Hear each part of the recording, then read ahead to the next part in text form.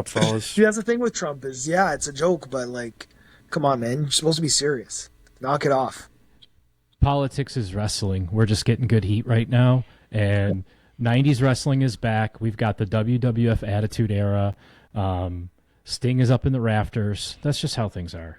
Good heat. Yeah. Good conversation. All right, guys, we are live. Hitch, I'm done making up those stupid links, pre-recording them. We're just going to use this link and go live. Sure, dude. So call it a day because this now, works. Right? We're live, man. You can take your shirt off, your pants, everything. The doctor has joined us. The doctor. Trying to get the chat open. The 11th Providence. Here we come.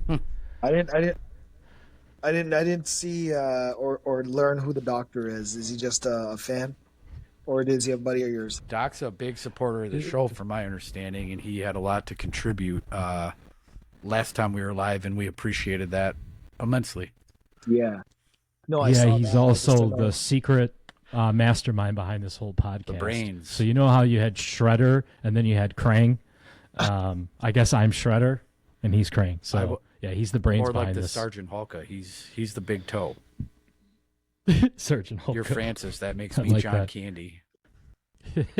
Take it easy, Francis. Settle down, Francis. You always default to John Candy in every movie, even if John Candy's not in the movie. Cheers. Automatic candy. Well, boys, listen. We had a week off of a traditional broadcasting. I got some sunshine down in Florida, which was awesome. Hitch got even whiter than before, which I don't know if that's possible. Don't know how I pulled that off. Wayne is calling in because he's doing dad stuff, and he's just still here to contribute. So he's our official call-in caller today Wayne, from I wish Canada. you could get your priorities in order. I know, man. This family gets in the way, and jeez, I'll figure it out one day. Don't worry. Well, we appreciate you joining us for a post-draft conversation because I've been waiting to talk about this even since before the draft. So let's start it off with just quick reactions, right? So Hitch, as a Lions fan, I'm going to ask you how you feel. Wayne, how do you feel as a Buffalo fan? Wayne, start real quick and just tell me, quick take, how do you feel about this draft? Overall, I'm quite content. At the end of the day, looking at the big picture, the Bills addressed a lot of needs on the defensive side of the ball, which was probably our weakest point. So, kudos to Brandon Beane and his crew for managing that. I agree. Hitch, Lions, quick take. Dude, how do you feel? Immediate reaction was that I liked it. Putting in a little bit of time and over the course of the long weekend with the 3 days of the draft, I love it. I hope I don't have to go back and eat my words, but if we only had 5 minutes to talk tonight, my takeaways would be that Brad Holmes picked the strategy of sticking with these big schools, sticking with established systems, at least for the top 5, and went and got the guys he wants, and he chose athleticism and he chose violence. And we got younger. We got that depth that we were sorely lacking last year. I at this early stage, I'm very pleased. Well, I'll ask myself, Mark, how do you feel about this draft? And I'm going to echo a lot of what you said, but I'm going to start off with I expected this. And I hate to say it. Well, I don't hate to say it. I'm really happy to say it. I kind of called it, right? So we all know Brad Holmes is a unpredictable yet predictable man. But like you said, Hitch, he falls in love with certain programs that mirror his culture. So it was pretty easy for me to see, okay, if we're at 28, we're picking one of the Ohio State defensive linemen. I mean, any of those guys fit, right? I'm not saying they're all worthy of that pick, but they fit what we do here in Detroit, right? And then I said, okay, second round, our first pick will be an offensive tackle. I didn't say who it was, but again, with Brad, it's not about the name of the specific player. It's about the specifics of that player. What school did he come from? Who was he coached by? And how well did he interview? I mean, that's the Brad Holmes recipe for success right there. Yeah, it couldn't have been, at least speaking of Detroit, It couldn't have been more interesting, and the things that we're going to learn about these guys, the potential, the ceiling, I guess they would say, is so high for so many of these guys. I have a sheet here that I would like to go through. We don't want to. I don't want to do it right now, but there's some metrics that we now know for a fact that they're using, and they always just kind of seem to get the guy that they want, right? And I don't know if that's just because they tend to evaluate differently than some other folks, or what, but every highlight for year after year is them just banging on tables and celebrating, and Sheila on the phone talking to these dudes, and they always kind of seem to get the guy they want. And this year, picking 28, there's not a huge difference in drop off in talent, in compensation package. I saw a lot of stuff with Williams maybe going towards the top of the second round, but what is 28? 25, 28 is glorified second round, right? I mean, I don't think we reached really per se for the first couple of picks. We just get the guys we want, and it tends to work out for us. Well, let's stick on that topic real quick, and then Wayne, I'll let you hop in. But Yeah. I listened to an interview Brad Holmes did post draft, obviously, and Tyleik Williams. They said that they've been looking at him since 2023. They anticipated him coming out earlier, and they figured they would get him in a later round because he would come out early. He's younger, a little bit more raw. Established. But they've been watching him from 2023, and he said Shep has been calling out that he wants him on his team since 2023. So you're right, they get their guy. They always do. There's some happenstance, but there's a lot of strategy, a lot of smoke screen. After this draft, I think that Holmes and Campbell and their whole regime, they got this whole subterfuge down to a science, dude, because lots of dudes that kind of consistently call these shots, they were surprised, dude. Nobody that I saw was like, whoa, what did they just do? But it was one of those, not the direction I thought they were going. But we'll break it down. I got a lot of thoughts on this because we got strong, not where we didn't take that edge until later. But let's go back, Mark, to that term that we coined of the beneficiary. There's got to be a beneficiary to this 300 and whatever pound behemoth, unmovable run stopper with a pass rush upside being right next to Hutch, right? Yeah. No, that's the point. So everybody was so adamant on us getting pass rush, which we need pass rush help, but we have the best pass rusher in the league coming back. So he does need help. It doesn't mean we have to go out and get him another number one. We're picking at 28. You're not going to replicate another Hutch on the other side. The only way we're doing that was with the unrealistic Myles Garrett trade, the unrealistic, all the unrealistic trades we put out there for top edge rushers. The only way to do that. So this is how you do it. The only way to do that, besides for the way that we did it, is overpaying in free agency or selling off on future capital 2 first rounders for a 31-year-old guy. Well, Wayne, I know you want to tell us that we're finally doing it like the Eagles. Isn't that what you said we needed to do? Yeah, that is the way to do it. I think, I don't know. I'm not convinced that Tyleik Williams was the top choice in the first round. I think they were expecting Kenneth Grant if they're going to go D tackle route and angle. They were expecting Kenneth Grant to have dropped to that point. I just think there were, for them and their needs, to have drafted a tackle. He's a Lee McNeil. That's his comp. So Lee McNeil, I know is injured right now. So, but when he's back, Lee McNeil's going to start. Like you're drafting a Lee McNeil's backup in the first round, where I think there was other areas on the team that could have been addressed. Particularly, like I said, I'm going to continue my stance on the pass rush. I don't know what happened with this Mike Green fella. He dropped quite a bit, but he was still on the board.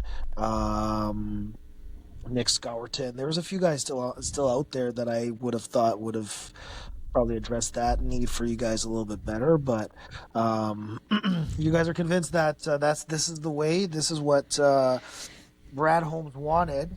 But I'm going to challenge that. We're going to see how that pick plays out.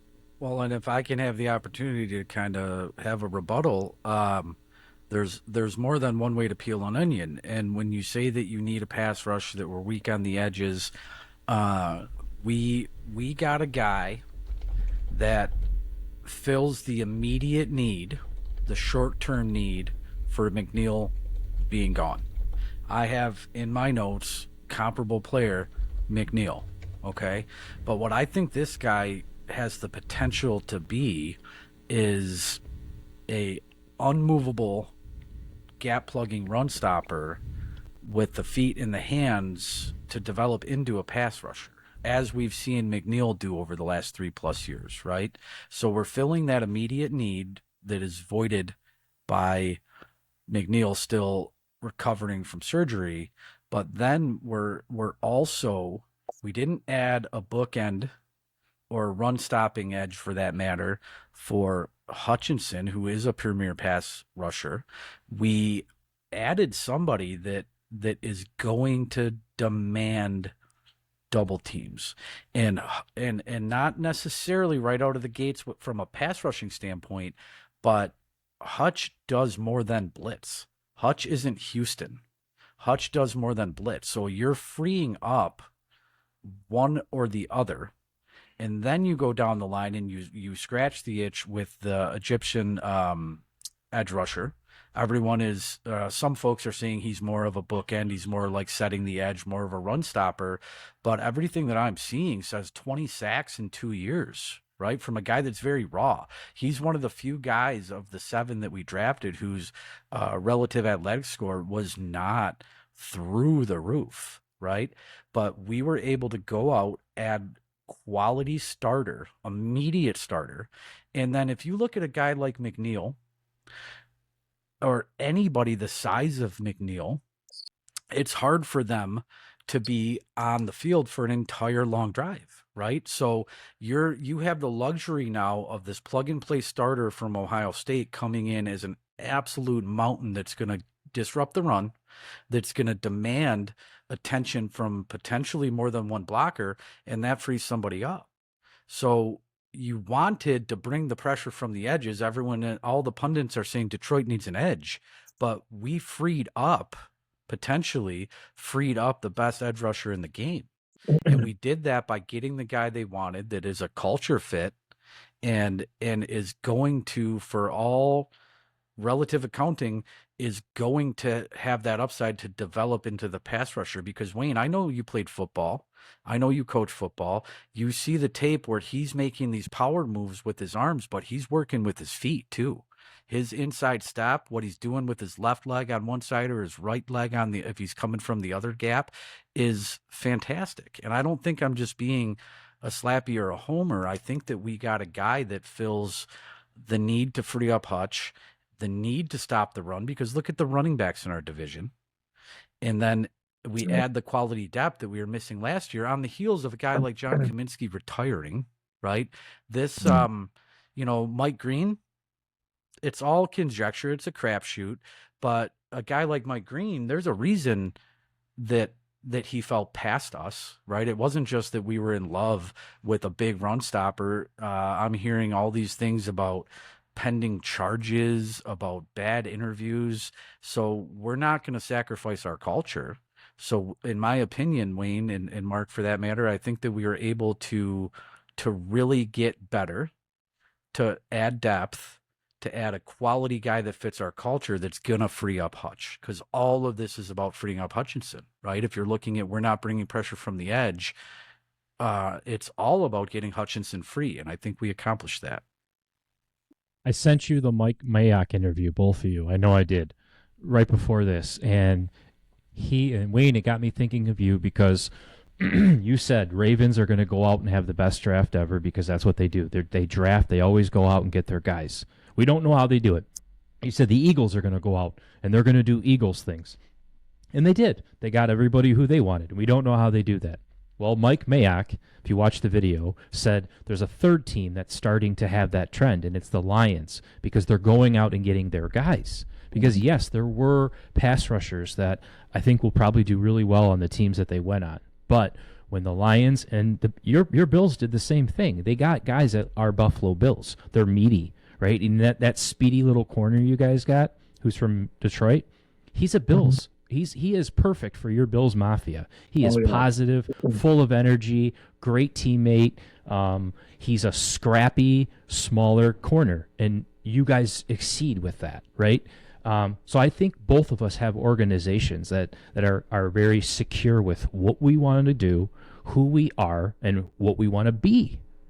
And we don't get caught up in the glitz and the glamour like Matt Millen used to, right? Or we don't buy into the hype that some of these teams are buying into. So that's my like 30,000 foot view perspective of And I it. don't think that these teams like Buffalo, these teams like Baltimore, these teams like the Steelers, I don't think that they're just always getting lucky with the guys they want falling into their No. laps. I think that they evaluate players differently. They Yeah. Buffalo and Pittsburgh and Baltimore evaluate differently than we do, and vice versa. But Yeah. when we do our homework and are elated with the guys that we're able to pick, it's not because we're getting lucky, it's because of the system in which we evaluate. Yeah, for sure, for sure. I agree with you. I agree with what you guys are saying in terms of the organization and prioritizing, the people that fit within the culture, and taking those players that you want and being confident with that. Because yeah, both of our organizations do that. Yeah. Uh, Again, I I'm think not. exceptionally well. You guys have done it better than we have longer, but Yeah, I mean, we were okay. We're like honestly, our draft, Brandon Bean, he's been like medium to okay. He hasn't knocked it out of the park. His best pick obviously was Josh Allen, but then after that, he's had Dalton Kincaid, who still has yet to prove, what he can do. Greg Rousseau, he is, he's right on the cusp. He's on that. He's on that time frame where he's going to take that next step. He just got extended this past off season as well. Kyer Elam was a bust. But anyhow, his first round picks have been a little bit hit or miss in general drafts overall. So for him to have achieved the kind of draft that the fans really needed to the organization to see the organization do, he delivered. So I'll take what I can get right now. I'm happy with it. And I do love the way, Wayne, that he went on the radio. I don't know if it was yesterday, day before, or after round one. I don't know, but I'm seeing these TikToks and I'm seeing these reels coming through where fan base was critical of Yeah. the picks that he made, and he said, "Listen, you guys were mad about Josh Allen. Let's give this some time, man." He said, "You guys didn't Yeah. want Josh Allen. There's 6 other players that you wanted above Allen, and now this guy has taken us to a stratosphere that we've been just on the outside looking in at." And I think that I love the way that he is just like, this is our plan, and we're sticking to it, and time will tell, right? Because all of this is conjecture until we see what these guys can actually do in the NFL. exactly. Exactly. And that is all it comes down to. We're still waiting for Terry and Arnold this year to take a big step up and prove why he is who he is. We see it. We know it's there. This is the year, though, for Brad to hit consistent with that pick, right? So, man, dude, Hitch, the second round pick, do you want to touch on Kenny Powers? Yeah, let's touch on this. Yeah. He looks just like Kenny my Powers. my other group chat with my lifelong friends, we chat a lot about everything, but this time of year, especially predominantly football, draft, free agency, UDFA. I woke up to a text, what was it, Friday morning, that said, "Hey, anybody left that you guys are coveting?" And I responded, yes. It's Ratledge. And I'm not the only guy in the country that knew who Ratledge was, but I called that shot at 8:30 in the morning on Friday. And then when it actually happened, man, that was the picture I sent them. That's the picture they used on ESPN. That's the picture that everybody's looking at. It's the Kenny Powers. Not only is the guy a culture fit, but he's violent. I'm going to keep talking about how violent these top 4 to 5 picks are, how violent the safety is that we drafted in the 7th. If you didn't score out with just a phenomenal RAS, they chose downhill guys that choose violence, right? And this guy can come in and play either side of the interior line, and this guy can come in and play center. I think what's going to happen, general consensus is this guy's going to come in and really push and be a plug-and-play starter on the right side interior for the guard. He's day one right guard starter, and then he moves over to center when Ragnow leaves. Or when Ragnow gets injured, or when he has to take a rest, or whatever. We know Exactly. that Ragnar's a premier center in the league, maybe the best, but the only knock on the guy is injury prone. And he has injuries that we now know cannot be surgically repaired. This guy's Correct. going to play through injury every year that he plays. So we bolstered the strength of our team is running the ball. The same way the Eagles ran the Super Bowl or won the Super Bowl, we run the freaking ball, right? So you're right, Hitch. This guy is, Mike Mayock called him a dirtbag. calls and he goes, I himself know a it sounds dirtbag. mean. He goes, but that is the biggest compliment you can give an offensive lineman is calling him a dirtbag. Yeah. And he goes, that's exactly And what he I is. sent you So guys the TikTok of him running his 40, and his mullet is going left to right, his gold chain's going left to right, he's got the fade. It doesn't matter that the guy looks like a fucking machine. What matters is that the guy played at a very high level when healthy. Not often injured, but injured enough for it to be relevant. But playing at Georgia, this isn't... look at the program he came from. It's Yeah. So... I don't have to tell you, you're all football Yeah, fans. we did You've did watched our for the last homework 10 and we were years. fired up. And for people that were upset that we maybe took him a few picks too high, we got the guy we wanted. Not only is it a culture fit that we keep coming back to, it's a big time thing in Detroit, maybe more so than anywhere else for culture fit, but this guy filled a need. And Here's your culture fit. right from Detroit, right, or from Michigan. From Michigan, was a Detroit Lions fan, had his own jersey. Brad Holmes said he wore it to his meeting, and he thought, oh, this guy's just being cheesy. He had a jersey made up. He goes, turns out that was the jersey he made custom for himself when he In was a eighth kid. grade. And in eighth grade. Now, right? So now we're going through this quick, and that's cool. But can I talk a little bit about my notes on Tesla? absolutely, that's why I brought him up. So You're the Tesla expert. You went to high school let's hear about with this guy. the original Tesla, didn't you? he went to high school in South Africa, I believe. Oh yeah, you weren't there in South Nah, Africa. I don't dig that diamond money. That dirty No. ass diamond Okay, money. sorry. So Isaac Tesla, I think, whatever. Isaac Tesla. Yeah. Wide receiver, Arkansas. Again, big program. But this dude started out at Hillsdale College, right? 45 minutes from here. D2, can't give athletic scholarships. Plays his way up to get over to Arkansas. The one thing we have to take into account here, he didn't blow the doors off at Arkansas. I have down here, let's see, 28 receptions, 546 yards, 3 TDs. When you look at a guy with 28 receptions out of Arkansas, you would not immediately think, oh, almost 600 yards. You'd think 340, 380. This guy's average was 19.5. And to harp on this RAS that I'm going to bring up a lot, the relative athletic score, because that's how they take what they do at the combine and give it a metric that can make it measurable, right? So with the RAS score, this guy graded out, let's see, 9.97. If we're at all familiar with the RAS goes to 10. Yeah, what the hell's a RAS? Relative athletic. Explain it. Athletic score. Athletic score. There we go. So the Okay. RAS goes from 0 to 10. This guy graded out at a 997. Okay, 6'4", 200 and what, 18, 19, 20 pounds, and with an average of 19.5 yards per reception. The dude never had a drop in college. I was just going gonna to say, say, a drop in college. Tell me how many Zero. drops. Tell me how many Zero drops. in collegiate How many? football. Zero. Goose egg. Zero. Nothing to mark. 0.0000 is still zero, right? So How many years did he play at Arkansas? I believe two. I think he had a year down here or over here, and then made it up to Arkansas 2 years. Now, when we're talking about the RAS, Hop the train to Arkansas. when we're talking about a RAS at 997,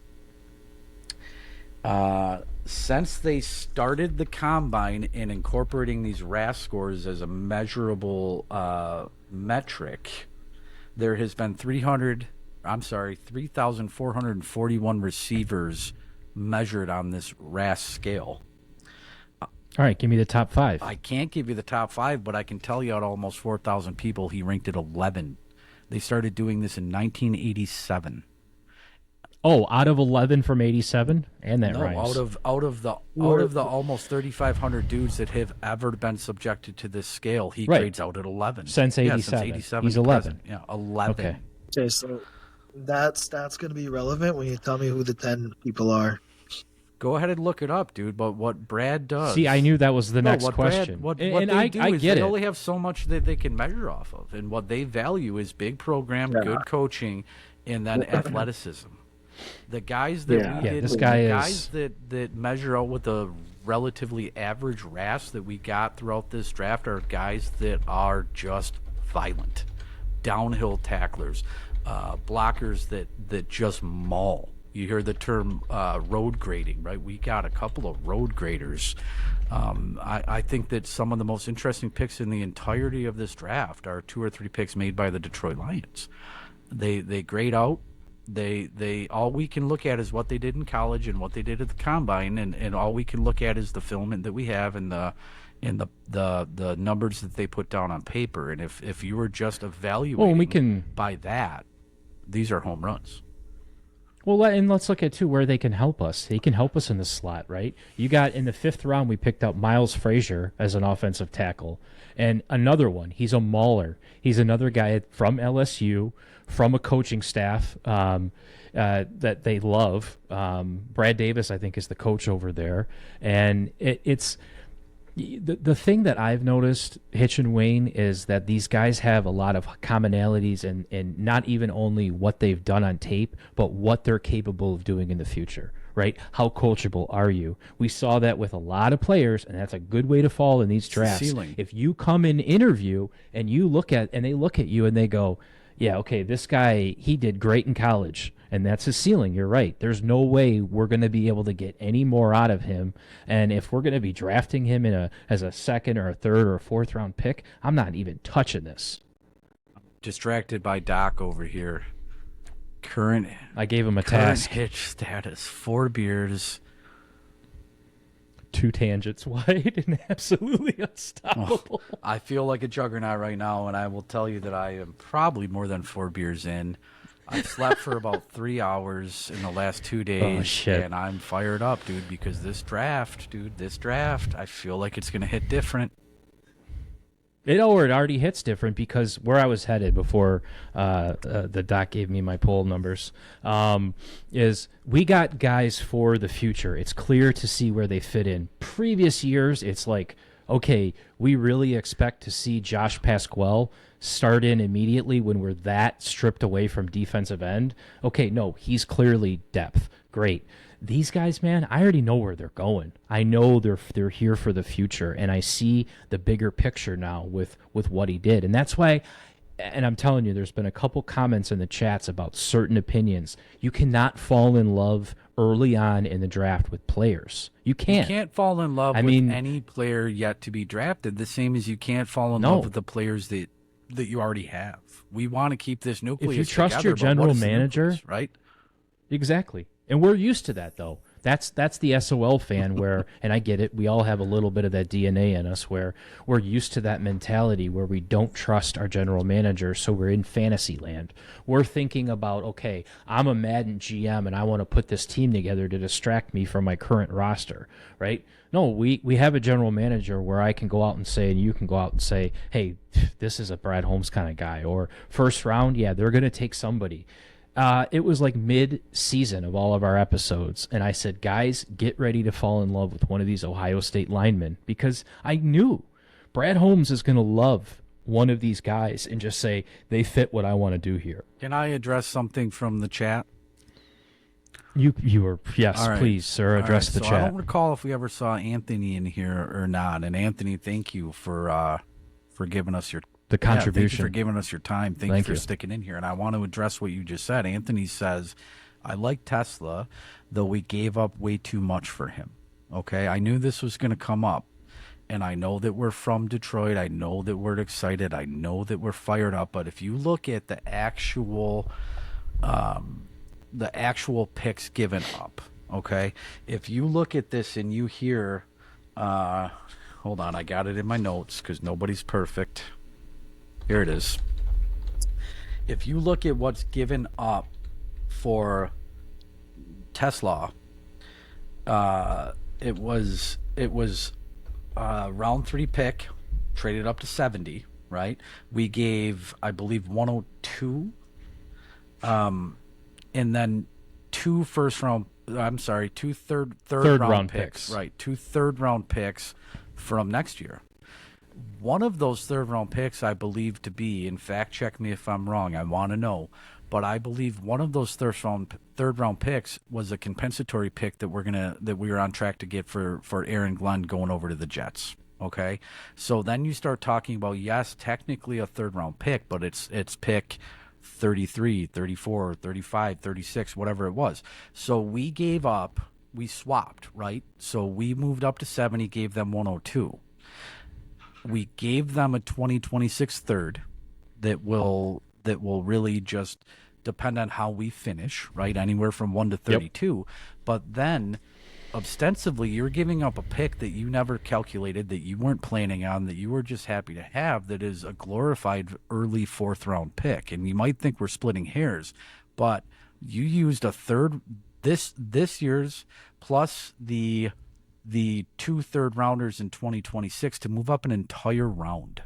You moved up an entire round. Okay, so I'm not disgruntled. I don't surface level, I thought they overpaid. Like, what are they doing? And I've never heard of this guy. But then you look at the RAS, then you look that he never dropped a pass, then you look that he's a hometown guy, and you think you moved from 102 to 70. You moved up an entire round for the cost of check a this out. compensatory pick and a third round pick. How many trades on day 2 do you think he tried to make? Brad? How many do I think he tried to make? Probably 32. That's what I'm saying. All these good GMs that we're talking about, right?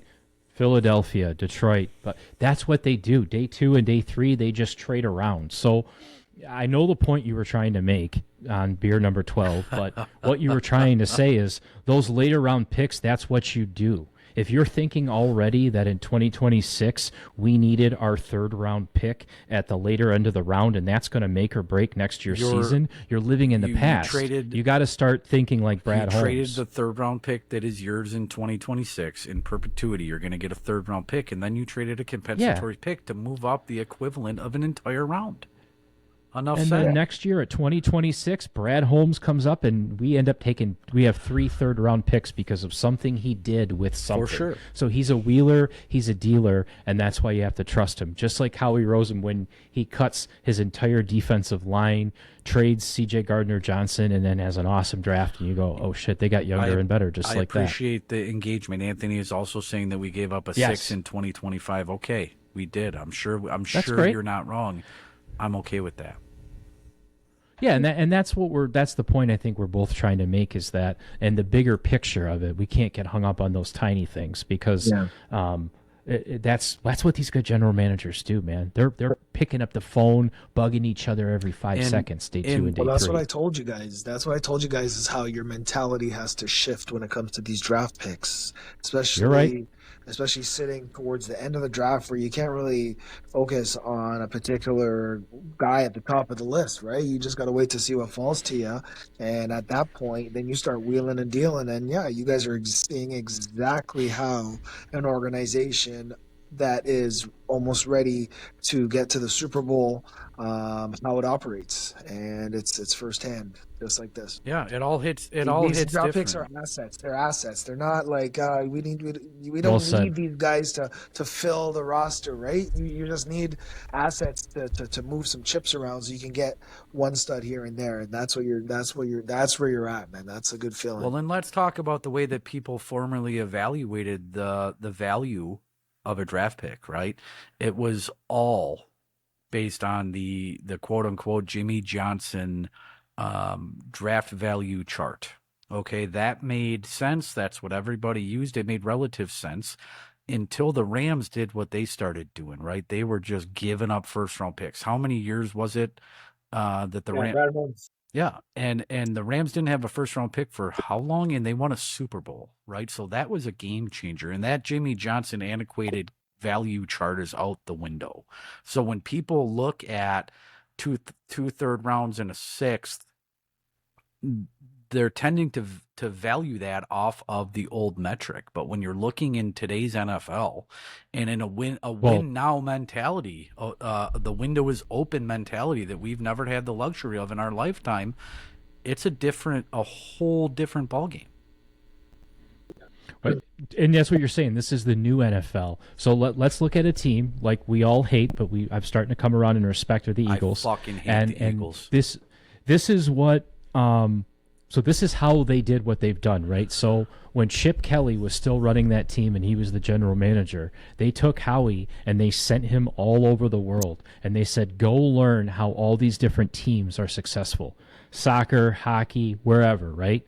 And he took a whole different perspective, and that's what you're outlining, Hitch, is that this is a different NFL. There's a different approach to this. You're not going to take the archaic way, i.e. what happened with Shedeur Sanders. That was 5 years ago. He's going in the first round like a Johnny Manziel, and then we see a whole media frenzy and a wasted pick. Now the Browns still did it again, but they just waited until what, the 5th round this Yeah. time. But yeah, you have to look in a whole different mentality, and it's not just what does Mel Kiper and Todd McShay say. It is literally, let's start looking at these guys 3 years out, and let's start finding out these unmeasurables that other teams don't have that we measure these players on. Different ways of evaluating, and the whole philosophy of the league ebbs and flows. That's no secret. But I mean, how many running backs were taken in the first round this year? 3.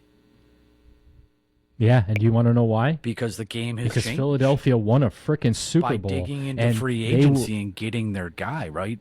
Giving him the bag. by running the ball too, in a league that was so pass happy, where it had to be, an RPO almost was coming in, and it had to be wide receiver. Philly said, "Screw that, we're going to run the ball," and that's Yeah. what they did. And now these teams are going, "Oh, it doesn't look so bad when they got Jahmyr Gibbs and David Montgomery. Oh yeah, that look what that two-headed monster does." And well, if we want that two-headed monster, we need to keep that offensive line going like this. Well, it's not going to get any younger unless we draft them. Dude, I sent you that text. By next year, we could have an offensive line that's their average age is 24 years old. Right.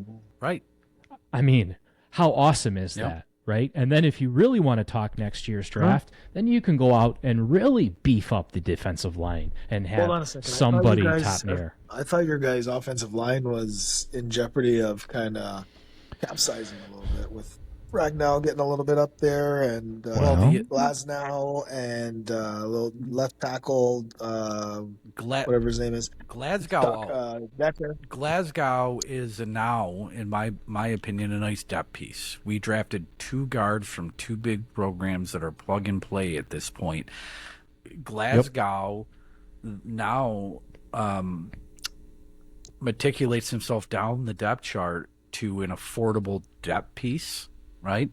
And He's what we brought him in to do, is help out and be rotational. Yeah. I mean, he's not the guy that we brought in like how we he was drafted him. starting right from the get-go, that guy. What do you mean? He was starting. Well, that's he what was we starting needed at last that year, point. for sure. And years, Yeah. So previously, was Kevin Zeitler, Right. who's no longer on the right. team. So that's what I'm saying, Wayne, is like we're drafting Glasgow's replacement. He goes right guard, all there, right there. Christian Mahogany. Is it Mahogany? Yeah, we drafted him last year. He showed up big at the end. That's somebody that can get slid onto the left side. But Penny Sewell goes from right guard to left tackle day one. That right tackle. Why am I blanking on his name now? Tackle. Taylor Decker. Or I'm sorry, right tackle to Taylor Decker. Sorry, you got me all over the place. But so that's just how I see it. That's the future of the offensive line. And you may have missed it, but what I'm saying is we're not waiting until that offensive line blows up and say, let's do what the Bears do and just go out and sign everybody 1 year and hope it works. They're just kind of keeping that machine we're not getting younger and we're stronger. Not waiting until we have to make these tough decisions about, do we give another contract to, or do we not trade a guy like Decker? Decker's been great, man. But how old is Decker?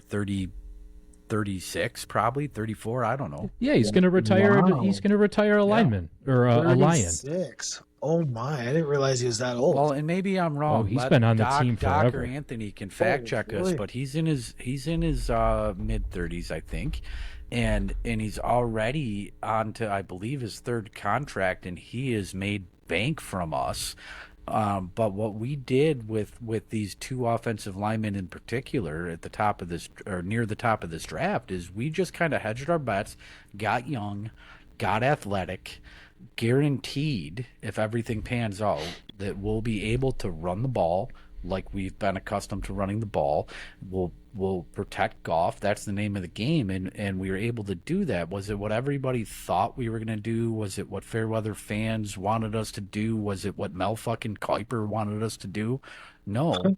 But at the end of the day, and we're not done talking about this draft. We still have like 3 or 4 picks to talk about, but at the end of the day, we got younger, we got stronger, we got all of these guys in at a more affordable contract, and in theory are going to be able to do what worked for us last year. We're going to be able to keep doing that at a better price, at a younger age, with more athleticism, and it opens up the Let's door. hit those it other opens up the drafts. door down the line for us to be able at the trade deadline to move Decker, like we've talked about for 3 years, right?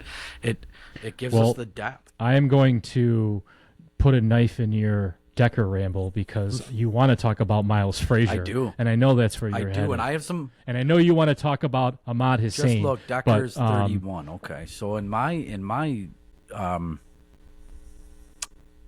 a big difference. lexicon of only being off by 3 years is not bad, because I fuck up all the time. 31 and 34 is a big difference, but we're already giving this guy a huge bag, and now we get cheaper contract, team control, and at the worst, depth. So anyway, So now do you want to talk about how much you love Dan Jackson, the safety out of Georgia, in the 7th let's round? talk about Frazier, and I want to ask you guys a couple questions about Frazier, because I'm away. a little perplexed. He's a mauler, dude. He's a big-bodied guy. He doesn't have to come in and start today. He doesn't have to come in and start really right now at all, but he's the perfect rotational guy that we can form into something bigger and better. Where we got him, I love it. It's a 5th-round pick. Miles Frazier's relative athletic score, 8.58. So we're looking at this metric that is used widely from 1987 through today. This puts him at the 226th guard ever evaluated with the RAS. So he's in the upper echelon of this athletic score. And Wayne, I don't know what guards were drafted before him. I don't know what that RAS pans out to actually mean. But he's athletic, he's angry, he's from a big program, and again, he checks the Brad boxes. Doubled up. He did it with McNeil and Onzawore, right? We always talk about how Brad likes to double up and really hammer on what he feels needs to be addressed. And then I started thinking about this. When you get a guy that that played, I think, something like 3,000 snaps at a program like LSU. There's a reason, right? You would think there has to be a reason that he's drafted in the 5th round. So I started looking at the things, The internet, yeah, the the Google computer. machine here. But when I think about guys drafted in the 5th round after not giving up a sack in 2 years, and I think only something like 7 pressures in the last 2 years, and he can run block and he can pass block, I start thinking about what's wrong with this guy. So I looked up his arm length, 33 and 3/8 inches. Average arm length for a starting guard on either side in the NFL, 33 inches.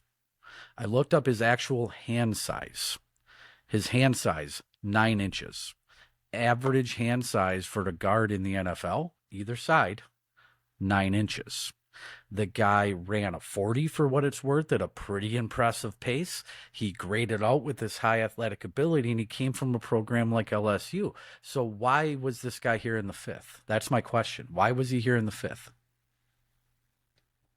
I can give you that answer because we are one of few teams that knows how to evaluate offensive linemen properly. There's all you can take a look at. This is what we've wanted. We've wanted to be the team that goes out and finds a guy in the 5th round who's an offensive lineman and go, yeah, that works. He's not injury prone. He's not listed as a locker room guy. He's not somebody who we know who's going to get his knee blown out and be on the practice squad.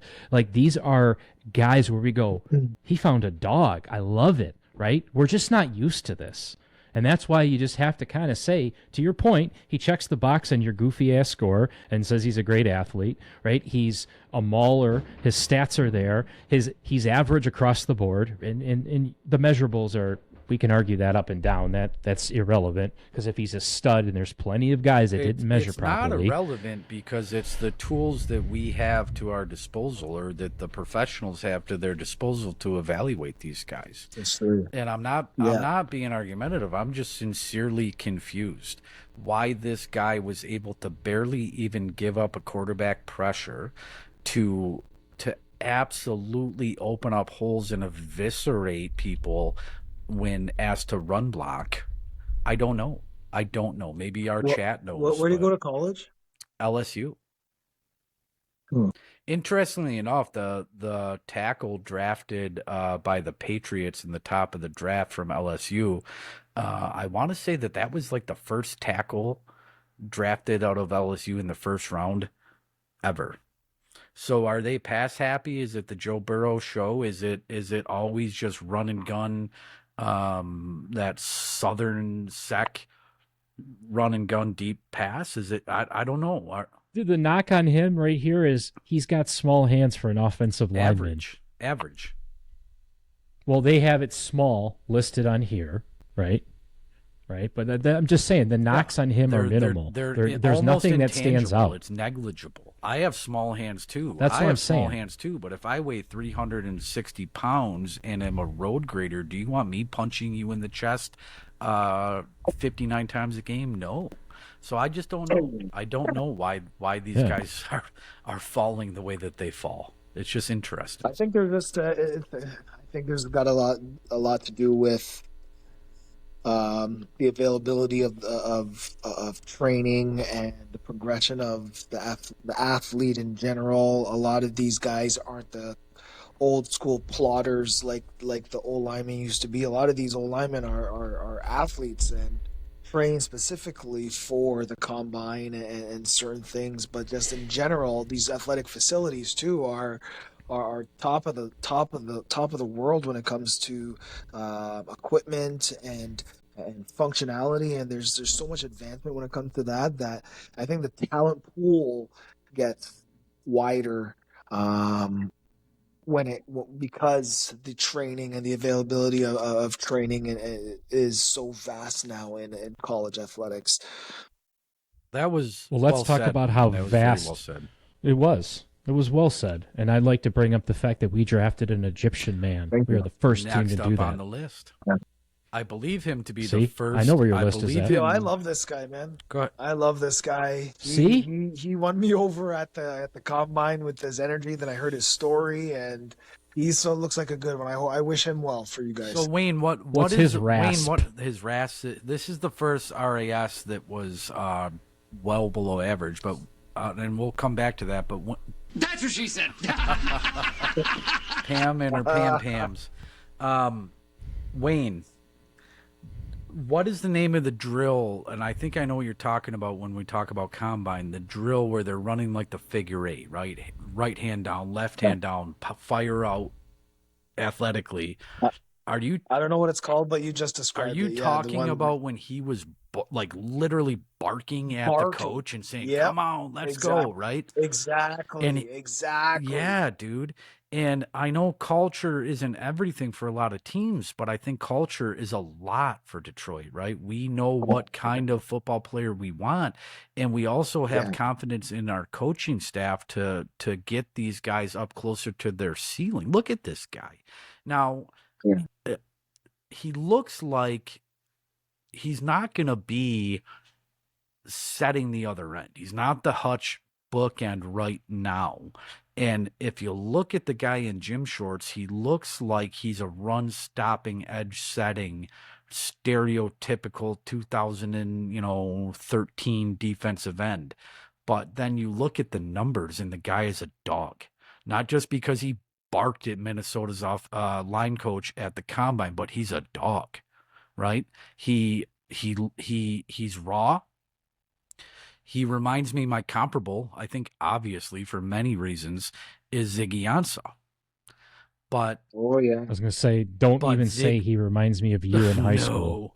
Ziggy Ansah was a first round draft pick. So we're getting a guy that is very raw, but very coachable, very motivated, very intense, fits the culture with 20 sacks in 2 years. The guy has played less organized football than I have, or Wayne has. Granted, Wayne played at a higher level than I did, and I played at the bullshit level that everybody plays at, but years in the calendar, this guy has played less football than either of us. But it's that mentality and that coachability. Now, Mark, to answer your question, his RAS score was like a 4.57. He's raw. He's raw. Mm-hmm. He has the intensity. 7th round. Perfect. 7th round, dude. So he's coachable. He's nasty. We'll get him a little bit. We'll get him a little bit more raspier. I love it. I love it. You know what?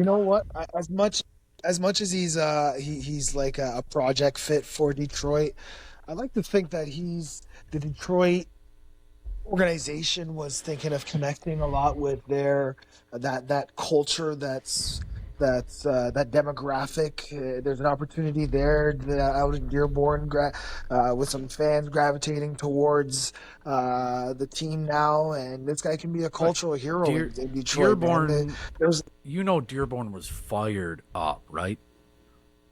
They had to. Oh my God. They had to have been. He's the first Egyptian born. He is now the Middle Eastern king. This guy, all those nations are supporting this guy, no matter what. They're all united because this guy plays football now. And let me circle back. I gotta get him a Golf of America hat too, and welcome to Detroit. Jesus Christ.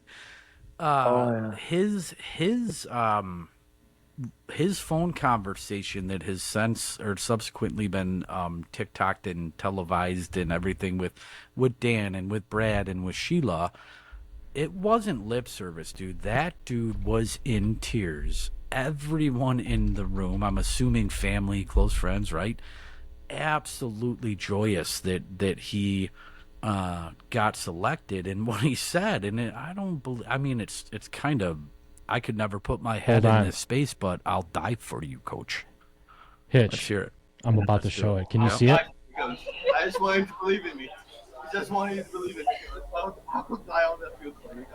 I promise I would. So fuck your rasp. This is a guy that wanted the opportunity, and he's granted the opportunity. And in the 7th round, 20 sacks in 2 years out of Boise, 7th rounder. If this guy can manufacture 4 to 5 sacks a year, awesome. If this guy becomes a special teamer, awesome. 7th rounder. He's the jersey that I'm getting you. There you go, dude. There you go. Well, let's do this. Listen, we got a Pistons game going on right now that I got to get upstairs to, and we've been at this for We about got an one more hour pick already. that we I gotta have to get going address. as well. One more pick that we have to Well, if you want to address. talk about Dan I Jackson, wanna go ahead talk and talk about Dan Jackson. and I'll do it quick if you guys got to go. But Yep. my comparable, There's always my a but. comparable to Dan Jackson. Has anyone else thought about a comparable to Dan Jackson? The fact that his name is Dan Jackson, Is he a No. safety? He is a safety. yeah, from Georgia. No, I had no idea. A safety from Right. Georgia. So again, a big, successful school with an established program. My comp to Dan Jackson is Miles Killebrew. Oh, okay. And- There's a and name I haven't heard Miles about in a while. Killebrew, big fan favorite. My notes that I have here after watching everything and reading everything is absolute downhill tackler. This guy is going to be able to play up in the box or towards the line of scrimmage like some safeties of old, right? He's He's still in the league. Killebrew, special teamer Yeah, he for still plays- Indianapolis or No, for the Steelers. So I didn't he know he left was still in the Detroit league. and went to the Steelers. I didn't know he was still in the Steelers, but he's a special teamer, all-star. He's a fan favorite because he's a dog. So we went out and we drafted another dog that will be able to make an immediate impact on special teams, if not more. And every highlight that I have looked at from this guy is if he is not at the line of scrimmage making a play there against the run or in the backfield, he is running downhill, crushing people. He's a aggressive, violent guy, kind of like Branch, who might get some flags until he picks up more of the speed of the NFL. But we go out in the 7th round, we get a guy that I believe can make an immediate special teams impact, can be our 4th, maybe our 5th safety, and really push for a spot on this 53 in the 7th round. So there's nothing not to Well like. said. I agree. I mean, you've said it over and over again. We like That was the we like best. the draft a lot. Highlight of the Um, 7th round pick I've ever heard. I'm fired up. I'm fired up, guys. I got 5 pages of notes. And if you guys got to go Look at watch that. the Stones, next week we're going to talk about my UDFAs. I got 2 pages of Oh, notes boy. on UDFAs, one of which is Zadarius think if Smith's you- nephew. Drink a lot of cranberry juice, you can get rid of What, that. are you on your period? Yeah, so next week is May. I am going to be out of commission for Tuesdays. Well, we're going to pick another day, and we're going to do a long recording and bank up a bunch of episodes, and Hitch can talk for hours about whatever he Well, wants and to I'll talk leave about. it. I'll leave Fucking it Monopoly. to the chat. If I'm monopolizing, bring up our own if I'm yearbooks. monopolizing this, let the chat tell me. But I'm fired up. I'm fired up, dude. I love it. And for real, there's a strong list of UDFAs here, and I just said it. I don't know if you heard me, but one of which Zadarius Smith's nephew, a wide receiver Yeah. that is direct bloodline to Zadarius. So is he coming back? Cool. Maybe. Is he at the Pistons game I would- right now? I would like to Probably. think. So Yes. we got some UDFAs. With to talk about. Cash Doll? Yeah, Cash Doll. Detroit That's who he's rapper. dating. Yeah. Oh yeah, I'll give him a little cash doll if he wants to come back. I'll send him my 401k. I'm sure he's spending the equivalent of all of our 401ks tonight on Cash Doll let's just for dinner. crowdfund it, dude. Let's crowdfund his signing bonus. Let's crowdfund his signing bonus. Yep. I'll tell you what, if you get that going, and also too, you need to order Mike, your brother-in-law, a Lions hoodie. I knew you were going to call me out on that. We got some merch, right? I'm doing We it got some publicly merch. because we have merch, and I said, because he's been such a loyal fan and he fact checks you instantly, that he's owed some gear. And I will buy him the gear, but you said no, I will buy him He's the my gear. brother-in-law. I'll buy him the gear, dude. And I'm if you lazy. don't- But Well, that's why I'm putting it out here on the public internet right now, .com. Mike McGroarty, Trevor Duffney, you're going to get a little care package here on payday. Trevor Okay. and Mike are ride or dies for us, and they look forward to us. They pump us up. They put the word out for us, just like I'm sure Doc does. Doc should get a coffee mug Yeah. too. We'll have to get him a Tampa Bay Buccaneers one though, because he's a Bucks We fan. got to get him. We'll have to. Can we get a? Can we I'll get have a to make him his own DLFFP special one. tampon? We could do. We'll do a. Well, Little we'll come up with an image that works little perfectly for the fan doc. forum sanitary napkin. Well, picture of Crane and Shredder. Yeah. And, I like it. All right, fellas. All right, guys. Well, thanks for hopping on, everybody. I really appreciate all of the just seriously, everybody's Oh, just hey, Anthony, Mike just Mike, checked everybody. into the chat right when we're diving out. He's getting gear. I'm just putting it out here so it actually happens. It's my new plan. Everything I want Hitch to do, I'm going to make him do it live on YouTube. Call me out. Hold me accountable, boys. Yeah, so seriously though, thanks guys for hopping on. Thanks for all the help. Thanks for all the support. We're still going to be putting out some episodes every single week in the summertime, but we're going to pre-record a bunch because there's nothing going on in the games. But then as soon as we get back to the football games, we're going to do these live every Tuesday night at 6:30. I think it's going to be really fun during the season because if you think Hitch is pumped about a 7th round draft pick right now, wait till the field is fully lit up and we have our jerseys on and he has his jersey on and these guys are actually through training camp. He's going to be jumping through that screen. We're doing it. We're going live early. We're going live often. Look for me to maybe go live during the week to break down these UDFAs since Pistons take precedence. Do it. We're out here. We're here early. We're here often. We're gonna be a presence, and you don't have to listen if you don't want to. But we're gonna keep going. We're gonna keep going. I'm gonna talk. Yeah. All right, guys. Go Wayne, do Bills. you have anything to say? Go Bills. Go Bills. All right, so eloquently put. All right. Well, go Lions and deuces. Peace.